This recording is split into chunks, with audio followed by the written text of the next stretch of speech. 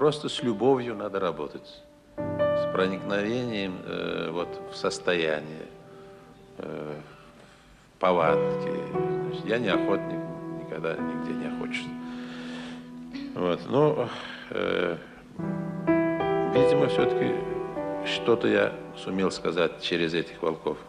Недавно был такой случай. Я иду по улице, навстречу идет одна женщина, уже пожилая женщина. Она остановилась и сказала: «Здравствуйте». Я сказал: «Здравствуйте». «Я Акбара», сказала она. Ну, мне уже говорить нечего так вот. Но потом, уже пройдя некоторое время, я все думал, что случилось. Я был озадачен всем этим. Я подумал, что она, наверное, перенесла какие-то очень великие, так сказать, для себя бедствия в семейной, может быть, жизни, с детьми, может быть, какие-то утраты большие. Иначе она не могла сказать этого. Вот. Значит, и отсюда я прихожу к выводу, что, значит, совсем не безразлично даже такие действующие лица в художественной литературе, в искусстве, которые... Я считаю, что не только для меня, а для всякого человека природа, осознает ли он это или нет, но его неотъемлемая часть.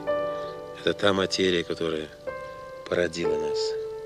И мы вместе с окружающей нас природой, какая бы она ни была, здесь ли у нас, в Киргизии, в России или в Африке ли, вот, в общем-то, вместе с природой мы совершенствуемся и познаем свою суть, жизненную суть, познаем окружающий нас мир.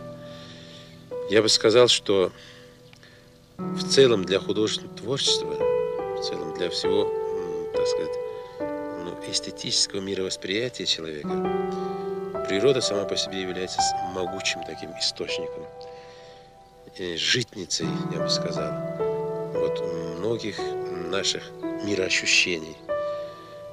И не случайно, я думаю, совершенно не случайно лучшие гуманистические произведения, лучшие страницы, лучшие полотна, музыка, в общем, живопись, она очень тесным образом связана с природой,